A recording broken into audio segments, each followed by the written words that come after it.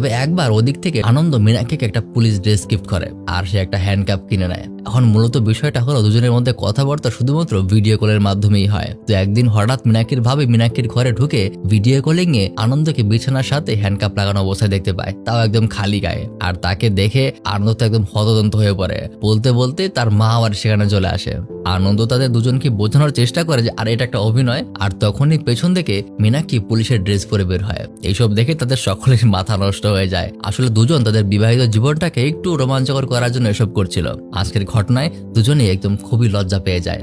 যাই হোক, তার দুদিন পর মীনাক্ষী একটা কনসালটেন্সি ডিপার্টমেন্টে জব বিষয়ে কথাবার্তা বলতে যায়। আসলে বিষয়টা হলো মীনাক্ষী শুরু থেকেই তার একটা ইচ্ছা পোষণ করে আসছে যে সে বিশাল একটা ফার্ম তৈরি করবে। তো তার আগে তার নিজের এমন একটা জায়গায় জব করা দরকার। তো সেই জন্য এখানে কথাবার্তা বলে সে তার বাড়িতে গিয়ে জানায়। সেখানে আনন্দের বাবাও বিষয়টাতে তাকে বাহবা জানায়, কিন্তু আপাতত তাকে বিষয়টা একটু পিছিয়ে দিতে বলে, কারণ সবাই মাত্র তাদের বিয়ে হয়েছে। একে তো তার ছেলে পড়ে আছে সেই ব্যাঙ্গালোরেতে, পাশাপাশি আনন্দের ভাতিজাও লেখাপড়ায় তেমন একটা ভালো না।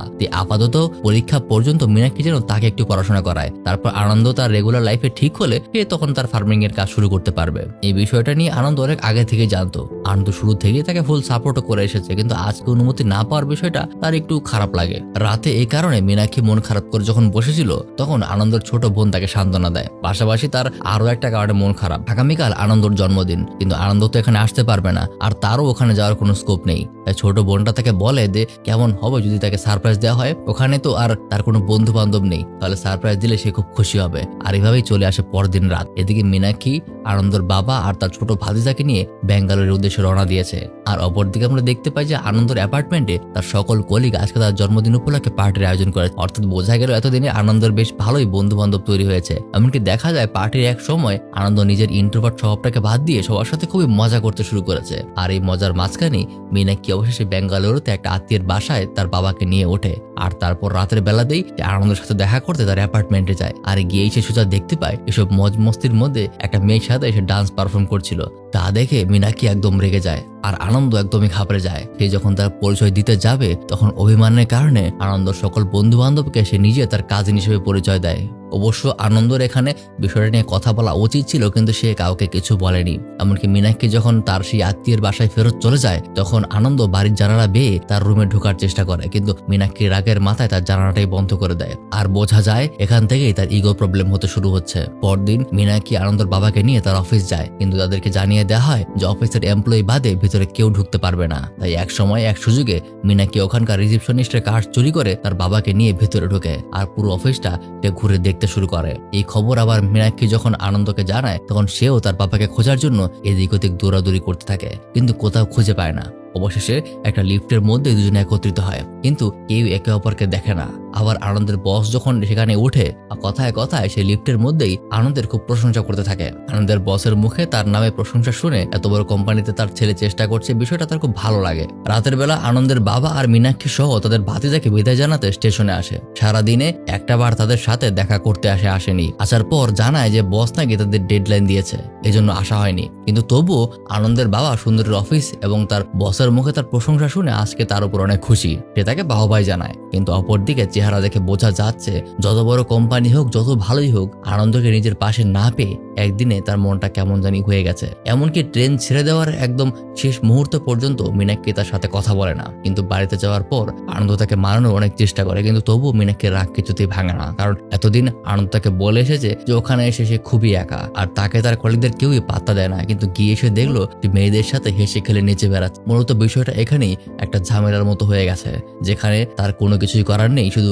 রাগটা বাদে। আর বিষয়টা সম্পূর্ণ স্বাভাবিক। এরপর থেকে বেশিরভাগ সময় তার মেজাজ গরম থাকে। এমনকি সে যখন তার পুরনো বন্ধুর সাথে ওই ক্যাফেতে দেখা করে তখন সেও তাকে বোঝায় যে দেখ, অ্যারেঞ্জ ম্যারেজ নিয়ে নিজেদের মধ্যে বোঝাপড়ার সময় একটু লাগবেই, তাই ইগনোর করিস না, তার সাথে কথা বল। আজকে এই নিয়ে প্রায় 6টা মাস হয়ে গেল, একবারও আনন্দ টাইম করে বাড়িতে আসেনি। তাই অবশ্যই মীনাক্ষী নিজের রাগ বাদ দিয়ে সে নিজেই আনন্দকে কল করে। আর কল করে তাকে আবারও জিজ্ঞাসা করে সে কি বেঙ্গালুরুতে তার সাথে শিফট হতে পারবে কিনা। কিন্তু এবারও আনন্দ তাকে নিষেধ করে, কারণ আর মাত্র 6টা মাস বাকি আছে। সে সবে মাত্র প্রথম ফেজটা পার করেছে, পরের ধাপটা পার করলেই বাকিটা সময় আর কোনো সমস্যা হবে না। তাই তাকে আর কটা মাসের জন্য অ্যাডজাস্ট করতে হবে।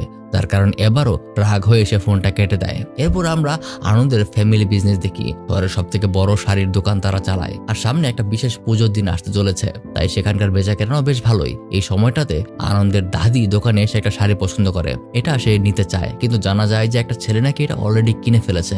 আর দেখা যায় ছেলেটা অন্য কেউ নয়, এটা হলো মীনাক্ষীর সেই বন্ধুটা। তিনি তাকে বোঝানোর চেষ্টা করে যে দেখো তুমি অন্য একটা শাড়ি নাও, এটা আমার মা পছন্দ করেছে, কিন্তু সে এই শাড়িটা অনেক পছন্দ করে ফেলেছে, এটা সে তার এক বন্ধুকে গিফট করতে চায়। কিন্তু সেখানে যখন আনন্দের দাদি কথা বলে তখন সে উল্টো তাকে অন্যান্য শাড়ি দেখায়, বলে এই শাড়িতে নাকি তাকে মানাবে না। আরও সে সেই অনেক কথাবার্তা বলে, কারণ তার শাড়িটা আসলে নিতেই হবে, কারণে তার আসলে কিছু করার থাকে না। তারপর চলে আসে সেই দিনটা যেদিন সবাই রেডি হয়ে পুজোর জন্য মন্দিরের দিকে যাবে। আর তখন মীনাক্ষী রেডি হয়ে যখন বের হয় তখন দেখা যায় এটা সেই দিনকার শাড়িটা, যেটা দেখে মীনাক্ষীর শ্বশুর আনন্দের দাদি দুজনেই চিনে ফেলে আর তাকে এই বন্ধুর ব্যাপারে জিজ্ঞাসা করে। এক সময় সে মীনাক্ষীকে কটাক্ষ করে কথা বলতে শুরু করে যে তার এত ভালো বন্ধু হয়ে গেছে যে তার জন্য শাড়ি কিনতে এত কাহিনী করলো, কিন্তু মীনাক্ষী তাকে ভালো মতো বোঝায় যে সে এমন ছেলে না।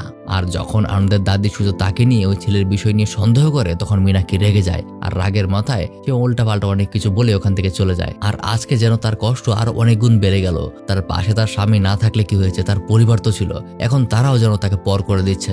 রাতের বেলা আনন্দ মীনাক্ষীকে বিষয়টা নিয়ে জিজ্ঞাসা করার জন্য কল করে। সে তাকে জিজ্ঞাসা করে যে কি হয়েছে, কিন্তু মীনাক্ষীর অভিযোগ শুনে একসময় আনন্দ নিজেও তাকে জিজ্ঞাসা করে যে সেই ছেলেটা কে যাকে নিয়ে কথা উঠেছিল। আর এখানে আনন্দের কথার মধ্যেও কিছুটা সন্দেহ প্রকাশ পায়, তাই এবার আর মীনাক্ষী সহ্য করতে পারে না। সব মিলিয়ে বারবার আনন্দের একই কথায় একসময় মীনাক্ষী কলটা কেটে দেয়। আর সেই রাতেই একটা বাসে করে সে নিজের বাড়ির দিকে রওনা দেয়। আর কিছুদিনের মাথায় সে তার ওই বন্ধু রাঘবের টি ফার্মে সে ম্যানেজার পোস্টে কাজ শুরু করে। যেখানে রাঘব তার সাথে খুব সুন্দর ব্যবহার করে, তাকে যথেষ্ট সময় দেয়, এদিক ওদিক ঘুরিয়ে দেখায়, ফার্মের কোথায় কি হচ্ছে সবকিছু তাকে বোঝাতে শুরু করে। মূলত গল্পের এক পর্যায়ে যে মীনাক্ষী তার পরিবারের কাছে একটা ফার্মে চাকরির বিষয় নিয়ে কথা বলতে গিয়েছিল, যেখানে আনন্দের বাবা তাকে নিষেধ করেছিল, মূলত সে তার বন্ধু রাঘবের ফার্মে কাজ নিতে চেয়েছিল। আর আজকে কাউকে কিছু না বলে সে চলে এসেছে। এরপর থেকে এদিকে তার দিনকাল খুব ভালোই যেতে থাকে। এই ফার্মটা তাদের বাড়ি থেকে বেশ দূরেও না, তাই দিনের বেলায় এখানে সে কাজ করে আর কাজ শেষ করে আবারও তার বাপের বাড়ি ফিরে আসে। তেমনই এভাবে কাজ করতে করতে রাঘব আবারও সেই কলেজ লাইফের মতো মীনাক্ষীকে শুধু বন্ধুর চোখে নয় বরং প্রেমিকার চোখে দেখতে শুরু করে। আর তার কিছু কার্যকলাপেও বিষয়টা বোঝা যায়, কিন্তু মীনাক্ষী সবসময় এদিক থেকে পিছিয়ে পড়ে। এরকমই সবকিছু চলতে থাকে। একবার তার বাবা তাকে সবকিছু জিজ্ঞাসা করে আর মীনাক্ষী তাকে সবকিছু খুলে বলতে বলতে যেন নিজের আবেগে ভেসে যায়। তার বাবা তাকে খুব সুন্দর করে বোঝায় যে কোনো সমস্যা তার সাথে করে তার সমাধান নিয়ে আসে, তাই শুধুমাত্র সেই সমাধানটাকে খুঁজতেই আমাদের বের হতে হবে। আর অপরদিকে আনন্দের ডেইলি লাইফটাও তেমন ভালো যাচ্ছে না। প্রত্যেকটা জায়গায় প্রত্যেকটা মুহূর্তে এসে মীনাক্ষীকেই সে মনে করে। আজকে এই প্রথম তার অভাবটাকে সে একদম ভেতর থেকে অনুভব করতে পারছে। তবে কোনো কিছু করার নেই, সে তার অর্জনের একদম ফাইনাল স্টেশনে এসে পৌঁছেছে। এমনই এক রাতে মীনাক্ষী তাকে মেসেজ করে। তাদের সম্পর্ক তাদের সাথে সবকিছু সে আগের মতো ঠিক করতে চায়, কিন্তু কিভাবে করবে বুঝতে পারছে না। যে আগামীকাল নাকি সে তার অফিসে তার সাথে দেখা করতে আসবে, কিন্তু কাজের প্রেশারের কারণে আনন্দ এই বিষয়টাকেও খেয়াল করতে পারে না। সে খেয়াল করেনি যে মীনাক্ষী তাকে আসলে কি লিখেছে। আগামীকাল তার ফাইনাল প্রেজেন্টেশন হবে। এই একটা বছরে যে তার পেছনে এতটা খেটেছে সেটার ফাইনাল একটা প্রেজেন্টেশন করতে হবে তার ক্লায়েন্টের সামনে, আর তারপর তার লাইফের ডিসিশনটা উন্মুক্ত হয়ে যাবে। এখানে এক এক করে অনেকেই নিজেদের প্রেজেন্টেশন দেখায়, তবে কারোরই তেমন কোনো কিছু ভালো ঠিকঠাক হয়নি। কারো অ্যাভারেজ হয়েছে আর কারো বিলো অ্যাভারেজ। আর তারপর অবশেষে মাত্র একটা প্রেজেন্টেশনের পরেই তার পালা। ঠিক তখনই মীনাক্ষী তাকে মেসেজ করে জানায় যে সে তার অফিসের ক্যাফেতে অপেক্ষা করছে, আর যেহেতু তার হাতে একটু সময় আছে তাই সে তাড়াতাড়ি মীনাক্ষীর সাথে দেখা করতে যায়। আর তাকে জিজ্ঞাসা করেছে তুমি কেন এসেছো এখানে, একটু পর আবার প্রেজেন্টেশন। তো মীনাক্ষী তাকে জানায় যে আমি তো গতকাল তোমাকে জানিয়েছিলাম। আসলে সে যে খেয়াল করেনি এটা তার জানা ছিল না। আর বলতে বলতেই তখনই সেখানে তার বস চলে আসে। আর আজকে প্রথম তার প্রতি সে খুব গুরুতর রাগ হয়, কেন সে তার জীবনের এত একটা গুরুত্বপূর্ণ সেশন বাদ দিয়ে এখানে অপরজনের সাথে কথা বলতে এসেছে। আর এখানে আনন্দকে সে কথা বলার সুযোগ না দিয়ে তার উপর রাগ দেখিয়ে চলে যায়। এতে করে মীনাক্ষী বারবার তাকে সরি বলে, কিন্তু আজকে প্রথম আনন্দ তার উপর গরম মাথায় রাগ দেখিয়ে সেখান থেকে চলে যায়। তারপর সে তার নিজের প্রেজেন্টেশন স্টেজে দাঁড়িয়ে কিছুক্ষণ চুপ করে থাকে আর নিজের ভেতর সবকিছু গুছিয়ে সে তার প্রেজেন্টেশন পারফর্ম করতে থাকে। এখানে পুরো ভারতবর্ষের বিখ্যাত কিছু মানুষ এসেছে। এখানে বাকি সবার তুলনায় আনন্দের তৈরি করা সফটওয়্যার সকলের বেশ পছন্দ হয়। আনন্দ এমন এক সফটওয়্যার তৈরি করেছে যার মাধ্যমে আপনি অপর একজন মানুষের মুড সম্পর্কে ধারণা করতে পারবেন। তার সম্পর্কে ইনফরমেশন অ্যাড করলে কিভাবে তার সাথে কথা বলতে হবে, কিভাবে তাকে যে কোনো বিষয়ে রাজি করাতে হবে, অথবা কিভাবে তাকে নতুন প্রস্তাব দিতে হবে, সবকিছুই সফটওয়্যার এআই আপনাকে সাজেস্ট করবে। আর এই বিষয়টা খুব ব্যতিক্রম ধর্মী একটা জিনিস। এমন কোনো বিষয় সম্পর্কে আগে আজ পর্যন্ত কেউ কল্পনা করেনি, তাই তার প্রেজেন্টেশনটা সবার খুব ভালো লাগে। তো প্রেজেন্টেশন শেষ করার পর এক মুহূর্তে মুহূর্তে দাঁড়িয়ে সে আরো কিছু কথা বলতে শুরু করে। এই কথাগুলো আসলে তার প্ল্যানিং এর বাইরে ছিল। সে বলতে শুরু করে, আমি এখন পর্যন্ত সবার কাছে লুকিয়ে এসেছি যে আমি আসলে সিঙ্গেল না, আমি বিবাহিত। এখানে আসার প্রথম দিনই বলে ফেলেছিলাম কথাটা, তারপর নিজে থেকে ধামাচাপা দিয়ে রেখেছি। সে তার বন্ধুদের উদ্দেশ্য করে বলে যে মেয়েটাকে আমি নিজের কাজিন হিসেবে পরিচয় করে দিয়েছিলাম, সে আমার কাজিন নয়, সে আমার ওয়াইফ, আর তার জন্যই আমি তৈরি করেছিলাম এই সফটওয়্যার। লং ডিস্টেন্স রিলেশনশিপটা খুবই কঠিন একটা বিষয়, তাও সেটা যদি হয় আবার সদ্য বিবাহিত স্ত্রীর সাথে, ওটা মেনটেন করা আরো কঠিন হয়ে পড়ে।